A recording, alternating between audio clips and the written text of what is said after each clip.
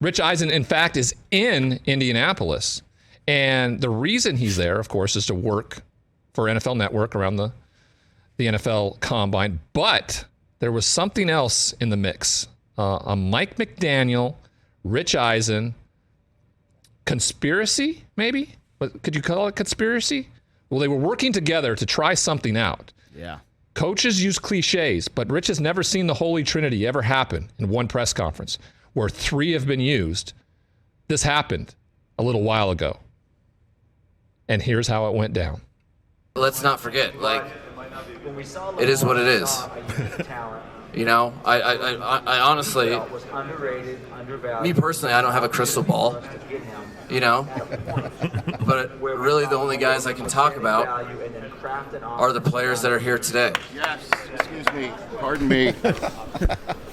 Oh, hey, didn't see it. Boom! Attaboy. Triple play. Give us 4.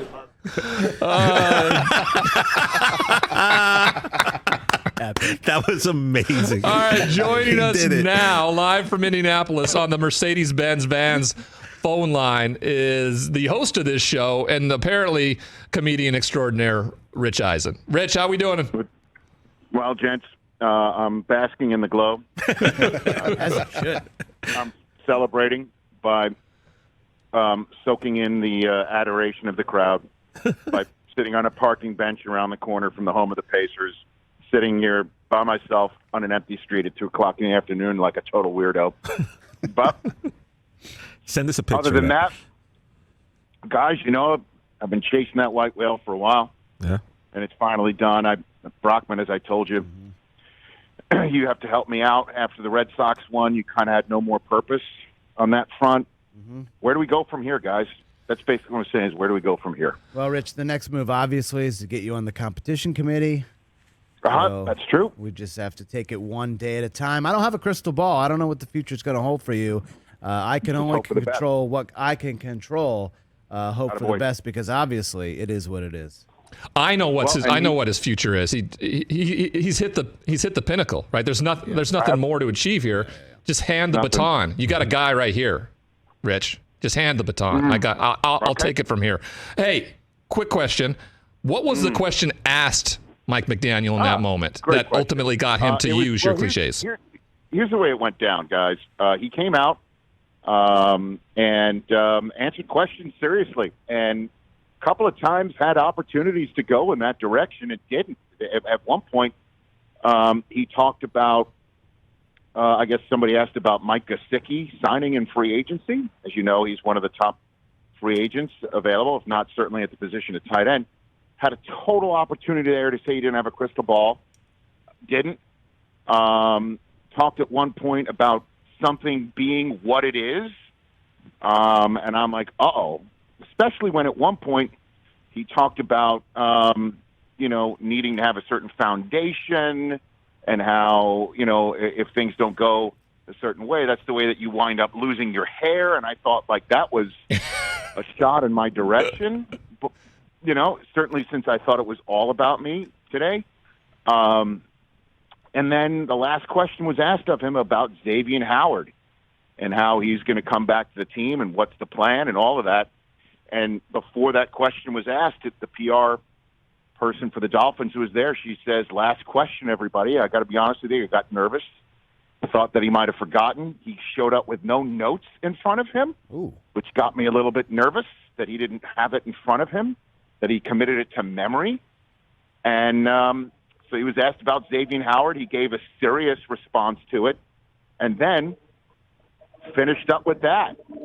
Did he? Was there? And that was the walk-off. It was the walk-off. It was the walk-off answer. Was there eye contact maybe between you and him that kind of spurred that? I don't know. About 2 questions before, it was asked by someone who was directly in front of me. And I think that's perhaps where he spied me for the first time, knowing that I was honoring my end of the commitment, that if I was in Indianapolis, I would be there. And I was. And then he gave his answer. I was about 3 rows removed from the sort of, I guess, the barrier is one of those things like, that you have in an airport with where you have to lift. Yeah, the retractable kind of flimsy. You have to flimsy velvet rope. You had to lift that quote unquote belt. I tried to do that, couldn't do it. Then I just went underneath, went and high-fived him, and thought it would be awkward if I stuck around. He said boom as we high-fived, which I thought was a nice touch on his part. At which point, he then turned around and told me he did all 4 of them. And he did say something about controlling what you can control about a couple of lines before he finished up strong. So, guys, he's a man of his word. Amazing. Did it. My dream has been fulfilled.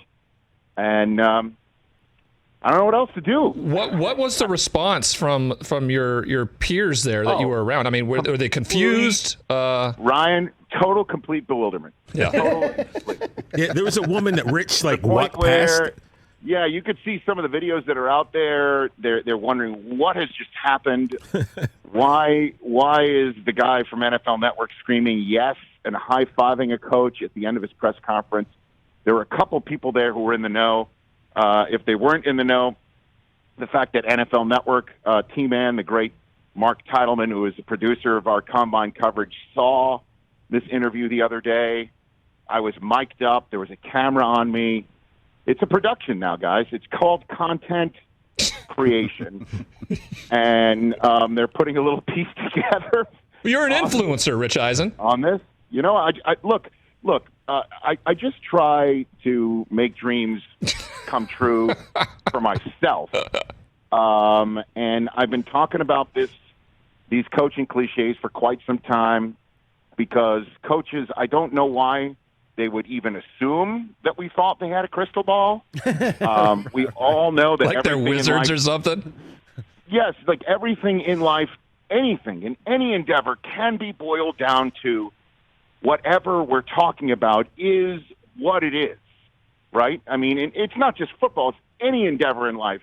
This conversation is what it is. I hope it is entertaining and even slightly informative. I mean, but it is what it is. And then, really, the only thing that we can control in our lives is what we can control.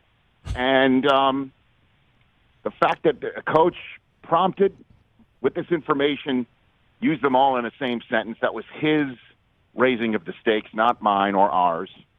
It's great, Ryan. I don't know what else to say other than it's a crowning achievement day, and I'm glad that we can all share it together. I am too. I feel a part of something, and I rarely feel a part of something. So you've done another service for me. All right. So thank you very much, guys. We did it. Yes, we did it today. Yes, we did it. Really, it's for all of us, right? This is an accomplishment right up there with being drafted second overall, Rich. It really is. No, I'm talking about, Brockman and TJ and those guys have been around me knowing about my dream. No, Brockman it is for me too. Else. This is how I feel. I'm just letting you know how meaningful this was for me too. Rich, I actually wrote down in a notebook here from December the 3rd, 2020, when you gave us those 3 traits, and you really were like, I want a coach to say it. So I wrote it down to mark the occasion, and 2 years later, less than 2 years, you made it happen. That's manifesting destiny, everybody. That's what that is. That's what that is. It's what, when Mike McDaniel came on the show the other day, he talked about his origin, 2005, being a coaching intern for Mike Shanahan. That day built up to today, guys. It's all meant to be. All meant to be. Rich, I'm just really glad that security didn't tackle you as you broke through the barricade like that, heading towards an NFL coach. I broke several protocols. Well done. Well done, sir. Well done. Honestly, I mean, just in terms of professionalism, shoving members of the media out of the way, sort of like Trump did to the poor president of Montenegro years ago. You remember that? They strolled right up to the front, shoved people out of the way, went underneath a rope, jumped up in the middle of a press conference. Pete Carroll's to my right, John Robinson of the Titans to my left, and I just jumped right in there and high-fived an NFL head coach because he did something totally silly, and I love it. Today's a great day. Today is a great day. Hey, you watched all the way to the end. Thanks for that. Watch more right here.